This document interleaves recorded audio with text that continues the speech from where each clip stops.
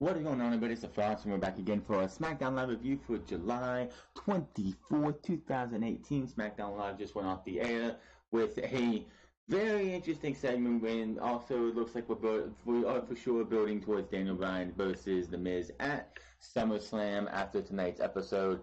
We did have a viewing party for Miz and Mrs., which honestly I don't give two craps about. I don't watch reality TV shows that often, if any at all. Not my thing. I'm not one of those people who likes that thing. We also had Randy Orton kick off the show to explain why he has turned his back on the WWE Universe and why he targeted Jeff Hardy. And the wrestling gods have answered our prayers as James Ellsworth was fired on TV. He is done. He is gone. He is out of here. And hopefully it is going to be for the last time. I never want to see James Ellsworth on my TV show again. But the biggest thing that you can take away from tonight's SmackDown Live is we have to push the agenda for the women's evolution. From the start of the show, after Randy Orton, to the end of the show, all we had over and over and over and over and over again was, oh my God, this all women's pay-per-view. I'm so happy. I'm so proud. I thought I'm a little girl. Blah blah blah. It's like we get it. You still got until October. You don't have to shove it down our throats already. You're going to piss a lot of people off and be like, oh, they're just going to shove it down our throats. They're going to hype this thing up, and it is going to be a dumpster fire in the end. Not because the women on Monday Night, on Raw, SmackDown, NXT UK, and certain legends can't hold their own and make a good show. It's like, who is behind this booking of this show that is going to tell you. I already said it on Twitter. There's a 50-50 chance that thing is going to bomb. We went over that earlier this morning when we put up our Raw review. Not going to go over it much again, but it was a recurring theme all night, that from AJ Styles to Carmella to Paige, and I believe Maurice also said it too in the main event segment. It was all about the WWE Evolution pay-per-view coming this October. Give it a rest. I do not want to come to Monday Night Raw. I'm pretty sure we'll hear something about it, even though NXT was taped a week beforehand. I'm sure we'll have backstage segments from women in NXT talking about it tomorrow too. I don't want to hear about it again. Give it a rest. Worry about it. Build towards it in the after Hell in a Cell, after the Super Show in Australia, or build towards it during the Super Show in Australia, and we get there at the end of October. You don't have to push it anymore. There's not much else need to be said. Yeah, I know everyone who is anybody in WWE's locker room is happy that this is happening, but you don't have to shove it down our throats. Let it go for now. It was a nice announcement. I don't want to hear anything tomorrow. I don't want to hear anything next Monday, next Tuesday, next Wednesday, so on and so forth. Give it a rest. Enough of it. You got what you needed last night. You milked it already. Enough of it. Just let it go. You still got another 3 months or so, like 2.5 months to go before we even worry about WWE Evolution. We need to worry about SummerSlam, which we did get the challenger for the WWE Championship done tonight. That also took place during the James Ellsworth firing portion, which was great. I'm glad he's gone. And the opponent for AJ Styles, which we'll talk about later, is definitely predictable. It was something that everybody's been talking about, and quite honestly, if you would have told me 5 years ago that these two would be facing off against each other for the WWE Championship, I would have told you, ha ha ha, you're crazy. That ain't gonna happen, because both of these guys were in 5 years ago, 2013. Yeah, both of these guys were still in Impact Wrestling at the time. I don't think AJ left until 2014, right? 14? Yeah, 14. But yeah, both these guys were still in Impact Wrestling. If you would have told me 5 years ago, like I said, that these two would be going off against each other 5 years later for the WWE Championship, I would have looked at you, laughed in your face, and like, yeah, that's not happening. WWE doesn't want either one of these guys. We kicked off the show, and we also had ourselves a tag team tournament first round semifinal match between Sanity and the New Day, and I will get into that and why I think the booking of that finish was ridiculous and needs to be corrected, because it's like you're burying a new crop of talent for a team that has had their time in the sun. We'll talk about that later. The show started off with Randy Orton, who aims to make the WWE universe suffer through our beloved ones, our heroes in the WWE universe, because he blames each and every one of us for what's going on and why he has turned his back on everybody. Which, this right here, before we get into this promo, I'm going to say, this is real Randy Orton heel that everybody wanted to see when he was coming, like last year. What everyone wanted to see with the Wyatt family. What everybody wanted to see since he's been, like, Randy Orton is so boring as a babyface that I never want to see him as a babyface again. There is absolutely no reason to make him anything more than a heel. But Randy Orton needs to make WWE Universe suffer through Jeff Hardy, his first victim of what he says will be many, many guys who we put on a pedestal. I have heard all your theories as to why I did what I did. I've heard that Jeff Hardy and I maybe had unfinished business from a decade ago, but that's not it. I've heard that you people think I'm bitter about the Smackdown top 10 list and being 9th, but that's not it either, and frankly, that never bothered me in the least. Why are they still bringing up that failure of a top 10 list?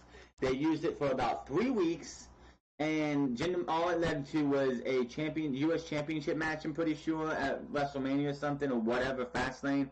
It was useless. It could have been something really good, but WWE did not even take it seriously enough to make it any good. So why is Randy Orton bringing up something that was 100% a complete and total failure?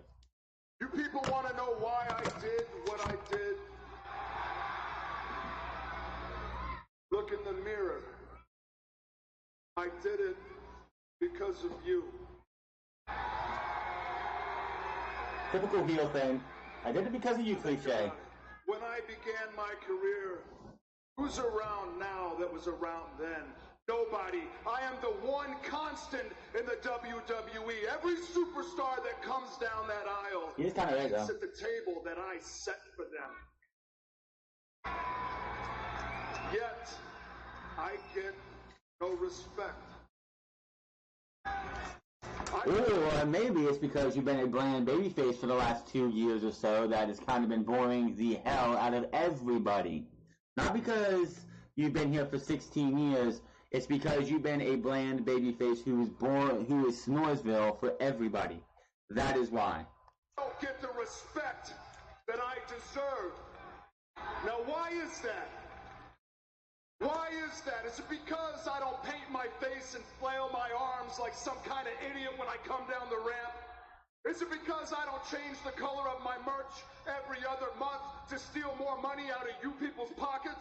John, say the Is rest. it because I compete all year round and don't just show up come springtime for WrestleMania? Or is it because I don't put my life on the line for your approval by diving off of cages, ladders, and turnbuckles? Is that why you don't respect me? I think that's the Jeff Hardy and Shane McMahon one there. I didn't pay my dues in front of hundreds of people. I learned from the absolute best that this business had to offer, and I paid my dues in front of millions and millions of people. And I accomplished everything that there is to accomplish here in the WWE. I started my career as a legend killer, and now 16 years later, I realize who the true legend killer is. It is each and every one of you. This is the Randy Orton we've been needing. Finally, they do something right. But I won't let you win. I won't let you beat me because now I am the legend. And I will make it my mission to destroy every superstar that you put up on a pedestal, starting with Jeff Hardy. And I started last week. As a matter of fact, that's why he isn't here tonight. And when I'm finished with Jeff Hardy, he won't ever be back.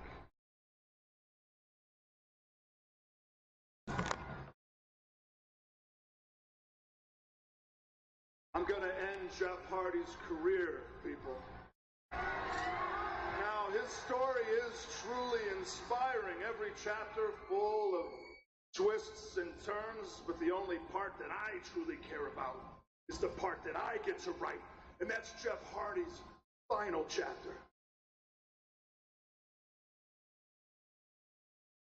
Now, you can call me what you want. Apex Predator, Viper, even Legend Killer. But you only really need to refer to me as the three most devastatingly destructive letters in sports entertainment. And that's R-K. Okay, what happened there was he was saying RK, and the crowd said, "Oh," so he just drops the mic in disgust and leaves.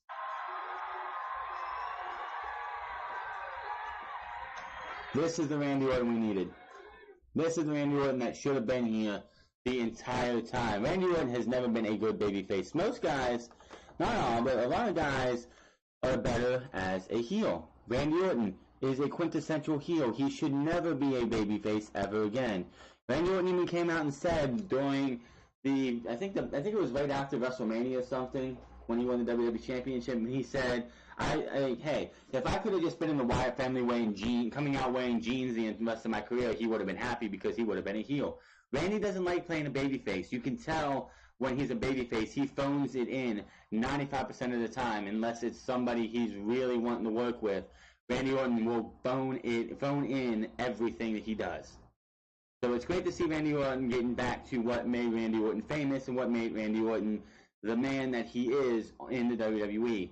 Hopefully we can get this more sadistic Viper that we saw last week, pulling at the earlobes and stuff, but a little bit more sadistic too. He can do a lot more, but it's a good start. Can't wait to see what they do with Randy Orton. This is obviously going to probably lead to a SummerSlam match, but we'll get to that when we do.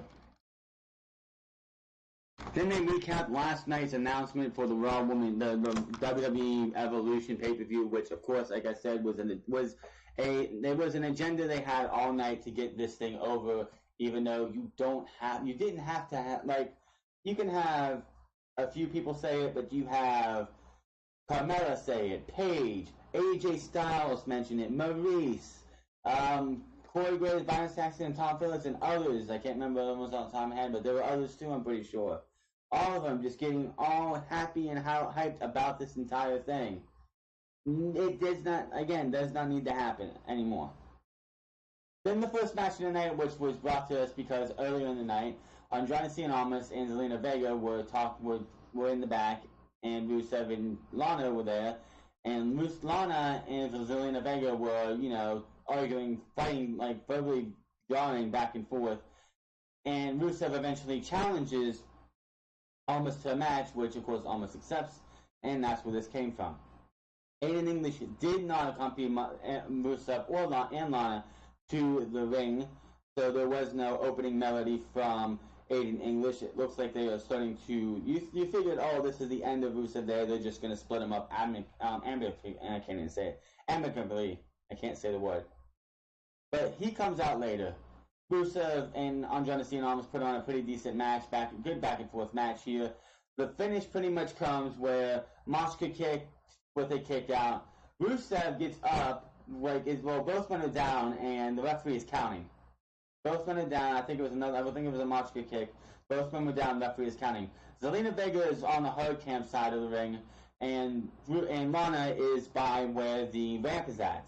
These two start yelling at each other back and forth.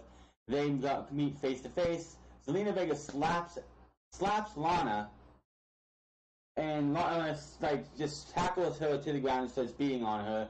Aiden English runs from the back, runs over, pulls Lana off of her, tells her, "What are you doing? Come on, don't do this. What are you doing? You're getting focused on this." Zelina Vega jumps on Aiden English's back, pushing him forward into Lana, knocking Lana out. Rusev's distracted, arguing with Aiden English, like, what are you doing? This is my time. What are you doing? From behind with the hammerlock DDT, you have our friend Andrade Cien Almas, and Almas wins this match. He definitely needed to win this match, especially after last week where he lost to AJ Styles in quick, fast fashion when it came to the calf crusher. So that was that, and I don't know what they're doing with any of these guys. Then we get to the back.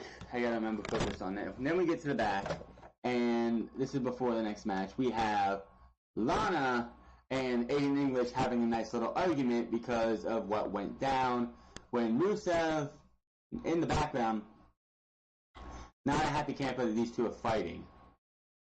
So he has a couple choice words for both of these guys. But Rusev gets caught in the middle of a squabble between Lana and Aiden English. I was out there doing this for you. I was doing this for you and you. But he won't respond to me. He won't return my calls. What am I supposed to do? Oh, have you ever thought about that he might not want to talk to you? That's the reason why he's not about that. calling you. I said enough! Maybe none of you is good for Rusev then. And both of them are just like, what the? So I don't know what they're doing with Rusev Day. It definitely is probably going to lead to and this is going to be terrible, but I think it's going to lead to a kickoff show match between Rusev and Aiden English at SummerSlam. These two will not be on the main card.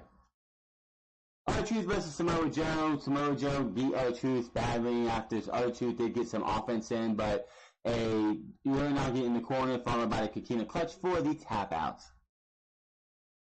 Asuka is then asked in the back about this was another one of the all women's Royal Rumble, not Royal Rumble, all women's pay-per-view, and she's like, I am excited. She's like being all like happy and everything, but she's like, next, Billie Kay is not ready for Asuka. Asuka versus Billie Kay. Billie Kay does get some offense in during this match, but it does end up being Asuka winning with a roundhouse kick, not the Asuka lock, not the armbar, but a roundhouse kick, which is always nice to see, not having to use your finisher every time. So what they're doing with the Iconics, I don't know. They brought them up pretty much to have Peyton Royce make fun of the entire women's locker room, and then both girls drop to the bigger stars. Why you brought these two up, I don't know. I guess they really could. I guess they could still be used in NXT, I'm pretty sure. But having these two come up just to pretty much be jobbers, have they? When was the last time Peyton? I think the last time Peyton Royce or Billie Kay won a match was in that tag team match right after the Superstar Shakeup, where you had Becky and Asuka versus the Iconics. I could be wrong, but that's what it sounds like to me. Now we have Paige here to name AJ Styles' opponent for SummerSlam. And we have an unwelcome guest coming out to, just get what he has coming to him. Allow me to reintroduce myself. James, AJ Styles comes out, and of course he mentions the entire Women's Evolution, WWE Evolution pay-per-view, all that good stuff. He signs the contract without even knowing who his opponent is. He mentions the match he had with John Cena from 2 years ago. The match was Owens last year, which, by the way, AJ Styles right now is 2-0 at SummerSlam. For all those people who want to know records and everything, yeah, AJ Styles 2 years in the WWE so far at SummerSlam, 2-0.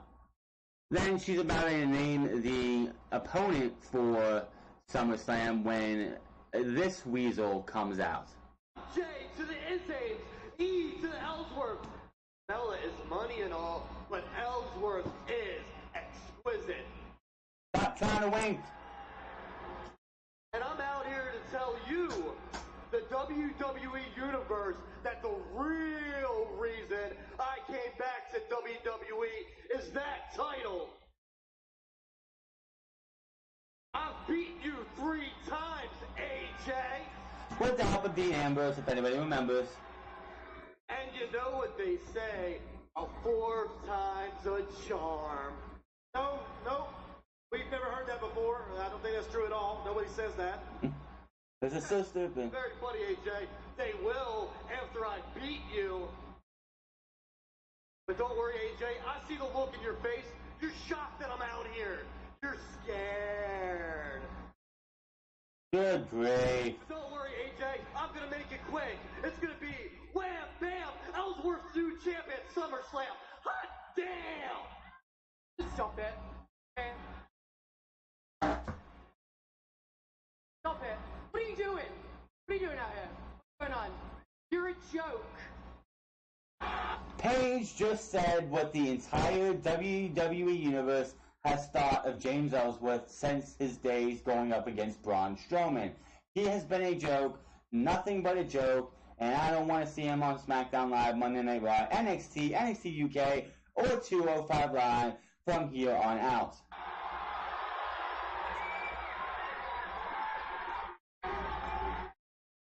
A joke? A joke? No, Paige. You're the joke. I mean, we can't even understand what you say half the time. Oh, gosh. And I mean, look at the way you look. You're as pale as a ghost. Never tell a very, really light-skinned person, as Paige is because of her, where she's from, that they are pale as a ghost. You're either going to get your balls ripped out or you're going to get your face smacked off. Plain and simple. He's lucky he didn't get either. Never say that insult. That is going to be like you're asking for trouble. I've had enough of you, James. I've got 2 words for you. No, not those. I was thinking of another 2 words that spring to mind.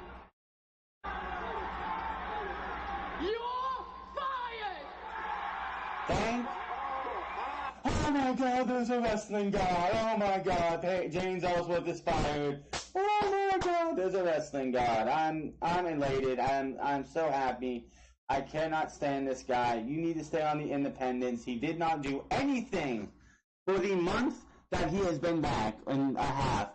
From Money in the Bank to Extreme Rules, he has done nothing but been a nuisance and a waste of roster space. This dude should have been nowhere near any segments on SmackDown Live, period. End of story. That's awesome. Security! Get out here! Oh, get out of here. This is a great day. I guess it's about time. Why would you come out here and insult the general manager? Because he's over it. He's unemployed now. Get off me! No! Serves him right. Security may just see him all the way out of the arena. No, you down there. You're trying. All right. Just come down. In the back at the door, Paige decides to just give him a final kick out the door. Stay out there. There is a wrestling god. James Ellsworth is gone from WWE, and hopefully for the last time. Go defend your Intergender title somewhere else and stay off of my TV. Plain and simple. I cannot stand it, James Ellsworth. I don't want to see James Ellsworth worth anything. No ifs, ands, or buts about it. While this is going on, though, AJ Styles is still in the ring after he signed his contract. They do put the James Ellsworth getting thrown out on the big screen, so AJ Styles is there. He should have had a bucket of popcorn with him because he's loving everything that's happening. When all of a sudden, his SummerSlam opponent comes from behind and gives him some righteous beatdown and signs the contract. Whoa. Oh my God, even that's Samoa Joe. Samoa Joe on AJ Styles in the coquina clutch, center of the ring. What the hell is happening? It was an ambush. Samoa Joe trying to put the WWE champion to sleep. Joe attacked AJ Styles from behind. There was no try about it, Philip. Styles is out cold. Wait a minute. you kidding me? Samoa Joe just signed his name on the SummerSlam contract. AJ signed it earlier. Does this mean it's official? Nah.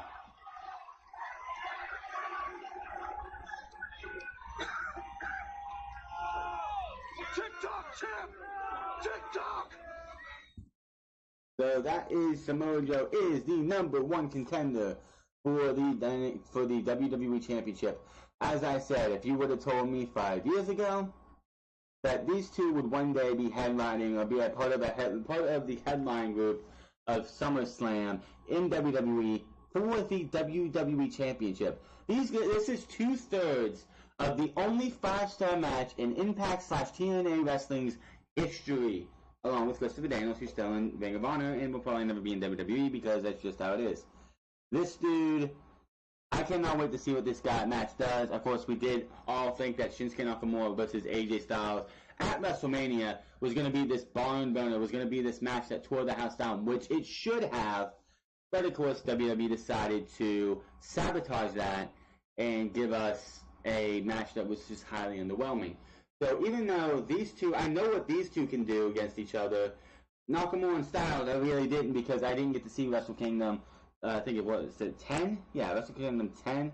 I didn't get to see that match because, I don't think New Japan World was a thing yet. So if you didn't have access to be able to see it, then you were SOL. Or if you unless you had Access TV in the States, you would have had that match sometime later on that year. But other than that, no. But now, these two I've seen wrestle multiple times because I did watch TNA back from like 2005 to like 2010, maybe 12, something like that. So I got to see these guys battle each other a lot back then. So to see these two in what should be the main event, which it won't be because of Brock Lesnar, but in what should be the main event of SummerSlam, 1-on-1, I cannot wait to see what these guys can do. I'm hoping it's not going to be like Roman Reigns versus Samoa Joe where they just dumb these guys down. In the back, which they don't have the video clip up, but in the back, Samoa Joe's walking when Paige runs into him, and she's like, I picked you to be the #1 contender because you're unpredictable, and everything else. He's like, what'd you expect, boss lady? That was unpredictable. What you wanted to do was pedestrian. And that wasn't just savage and unpredictable. That was phenomenal. Definitely can't wait to see what these guys can do again. Samoa Joe is definitely going. Samoa Joe and AJ Styles, do not overly script these guys. I know WWE likes to script everybody, but do not overly script these guys because these two can cut promos that would greatly increase the worth of SmackDown Live and make the WWE Championship feel special. And guess what? And to everybody who says there are 2 weeks left till SummerSlam, no, you fucking morons. There are 3 weeks left. Next Tuesday is the last day of July. So you mean to tell me that the 19th is a week from 2 weeks from now? 2 weeks from last Sunday? No, 3 weeks. So I don't understand why I hear podcasts saying after this week there's 2 weeks left until SummerSlam. Do you people not fucking count? Just saying. So unlike the Universal Championship match where they're going to put most of the build on Roman Reigns and Paul Heyman because Brock Lesnar is going to do absolutely fucking nothing. And of course, I guarantee you, I'm going to say it right now, the go-home show for Raw to SummerSlam in 3 weeks' time is going to have a pull-apart brawl. You heard it here. Moving on. But yeah, this will be great. Then Carmella runs in. Then Carmella comes to Paige and says, "I can't believe you fired James Ellsworth," and pretty much says, "I beat Asuka twice. With the help of James Ellsworth. I beat Charlotte twice, once with the help of Iconics, and I'm going to beat Becky Lynch next." So you had Carmella versus Becky Lynch. Carmella still can't wrestle worth shit. Becky Lynch did try to do everything she could to make this match watchable. Becky Lynch ends up hitting a disarm, putting her in to disarm her. Right before, like a little bit before the disarm her finished, Carmella tried to roll her up and have both legs, like, she was, like, positioned on the ropes weird as can be. She had both legs, like she, like, jumped up and tried to pose on top of the ring, on the ropes. Like, have her feet, like, stationed on the ropes while her body was on Becky. Becky kicked out. She got her with her little shitty-ass super kick, which Shawn Michaels should be frowning every time Carmella tries to hit a super kick, because she is god-awful. God-awful at the super kick. But Carmella ends up getting put into the disarmor. She taps out, and so at SummerSlam, we will have Becky Lynch versus Carmella for the SmackDown Live Women's Championship. And then the main event match in there, we had the New Day versus Sanity. This match was pretty decent. The finish makes no sense to me. The New Day have had their time in the sun. I don't give a fuck what Vince McMahon likes in the back. Sanity is the new breed, the new blood on the main roster. Having them lose every other match does not help their credibility one bit. You have them come out here and lose to the New Day. Lose to the New Day, who again are multi-time tag team champions, need to give other teams the rub. What does this do for Sanity? Nothing. This hurts Sanity more than anything. What does this do for New Day? Nothing. New Day didn't need this win. Sanity needed the win. The fact that you have Sanity go out there and lose to them just makes no sense whatsoever.